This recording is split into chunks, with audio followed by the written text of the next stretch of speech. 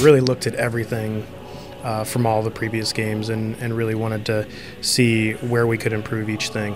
And nothing was sacred, so we really improved all aspects of the game, even from swinging around the city. Combat, we have a whole new combat system with aerial attacks, web attacks, a lot more web-centric combat, which obviously is a thing that you want in a Spider-Man game, which we didn't have as much of in the past. Every single thing we built, we wanted to make sure had different objectives, different things to do, playing up the game mechanics. I mean, this character is pretty unique and he does a lot of different things, so we wanted to make sure to play up each of those aspects throughout the course of the game. The boss fight experiences are really set-piece experiences versus sort of running into a room and just fighting an enemy that tends to be harder. There's really stuff to do. We also took a look at sort of how we frame the action and in a cinematic way as well. So what we also wanted to do is bring that sort of movie cinematography into play. We do have 10 storylines, one of which is the movie, so we really brought that to the table on the 9 other storylines as well.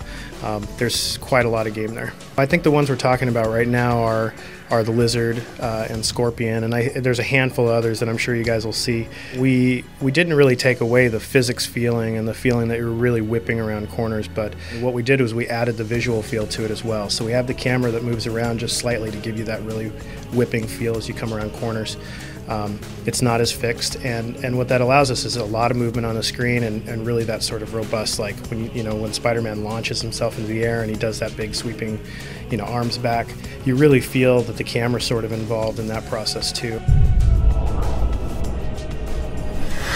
For us, story missions and city missions and fun things to do in the city all were equal to us, so we made sure to put the same sort of effort into each one of those things. So you're never really going to come across anything that's not really challenging or fun, or in most cases actually has some connection with the story.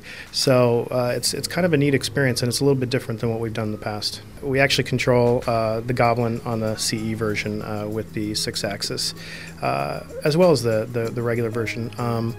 It's kind of neat, it's a neat feel, it's flight mechanics, so you definitely get a different experience on the PS3 than you do on the 360 in that regard. So different versions are going to have different features?